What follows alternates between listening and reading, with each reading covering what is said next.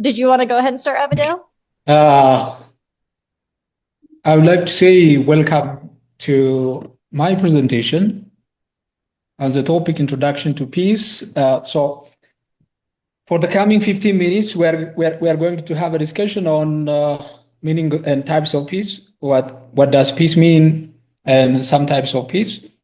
So there are lesson expectation, which is at the end of this presentation. There are certain expectations from each one of you. So one thing that you are expected to tell us at the end of the presentation is just defining what does peace mean, and distinguishing between internal versus external peace and negative versus positive peace, because these are part of my discussion.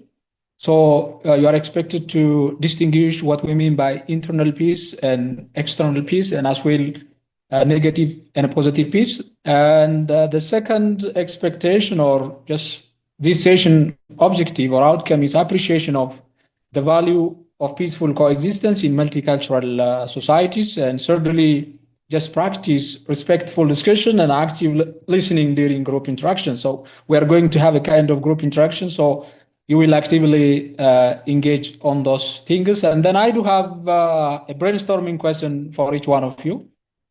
When you hear the word peace, yes, what really comes to your mind? Yeah, this is for each one of you. Whenever you hear the word peace, what comes to your mind? Can you just put one word? Can you put it in one word? Can I say? You will just tell. No, okay, just jot down. Yes? Okay, I jot down. Okay. On the message box. Welcome. Okay, just peace, one word concerning peace of mind. Peace as peace of mind.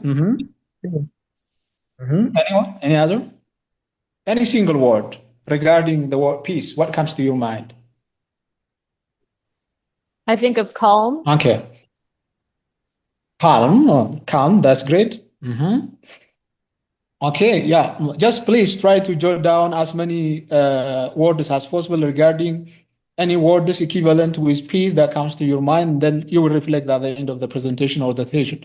And the second question, is peace simply the absence of war? Why or why not? Is peace simply the absence of war? What do you think? No. Any one of you, Kasser? No. For example, if you have no peace of mind, that is no peace. There is war, maybe in your mind. There is war. Not only external, internally there is war in your mind. So if your mind is not good, if you are thinking about something, that no peace. Good. Okay.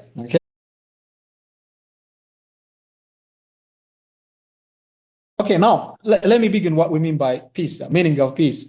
Okay, the term peace is used in wide spheres. It seems that peace has, a kind of variety of meaning in different contexts of usage.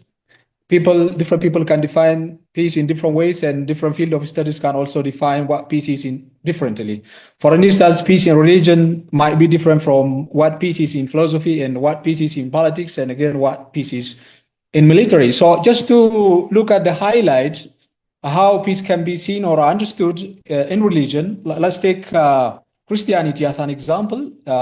In the Christian Bible or in the Christian scriptures, specifically in the Old Testament, the word peace is equivalent or the same with the Hebrew word, which is shalom. Yes. And then shalom is just to say reconciliation with God and others.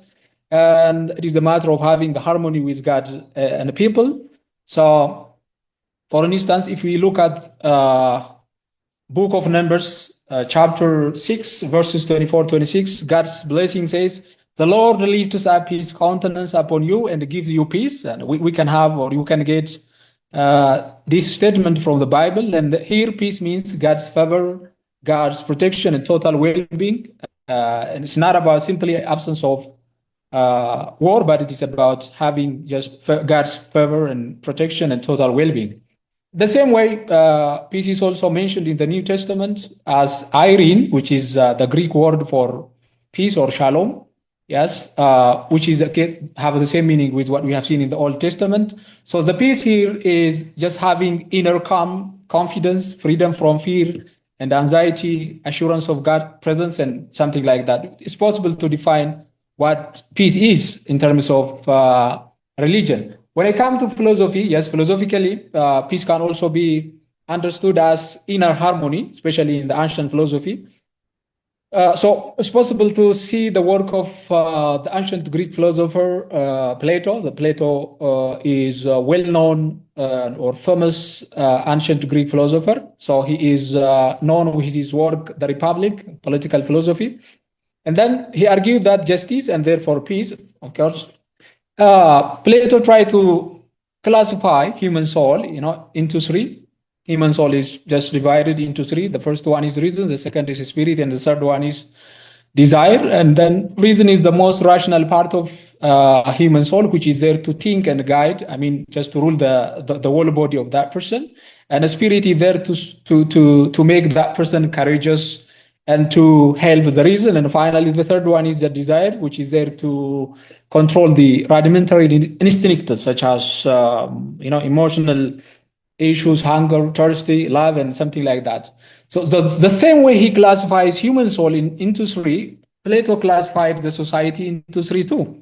That is the perfect guardians, the auxiliaries, and the third one is the class of peasants.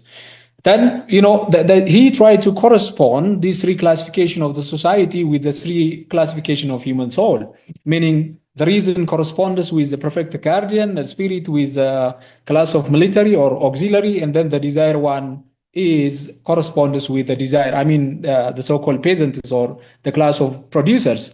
So he believed that everyone is born to be either the perfect guardian or the military or the class of producers. So everyone has to do his best, and there is a kind of functional specialization in his ideal state or in the republic. So he believed that when we do have that kind of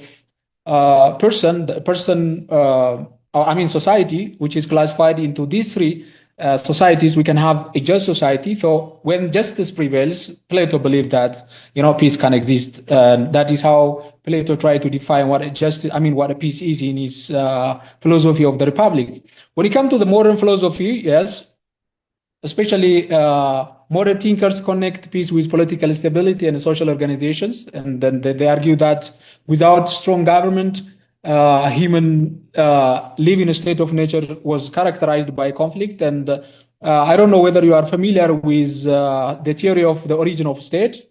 There are different theories of origin of status.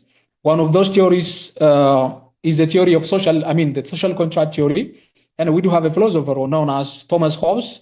And, he believed that before the emergence of the type of modern state, there was a kind of state of nature. And in the state of nature, there was no laws, no constitution, no rule and regulation, no police force, no military forces. Everything was as it was naturally. And so that's why it says state of nature.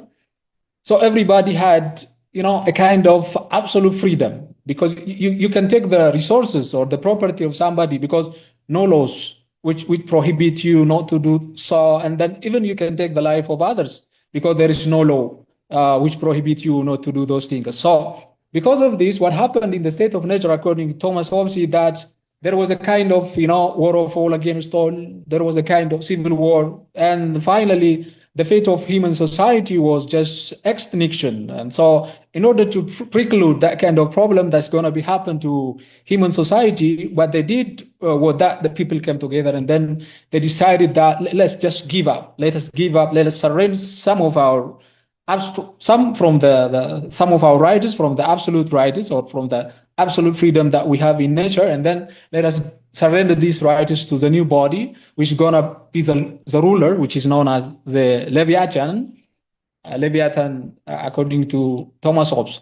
So Thomas Hobbes saw peace simply as the escape from the state of nature, because in the state of nature, life was, violent. Life was insecure, solitary, brutish, and short. So the only way just to solve this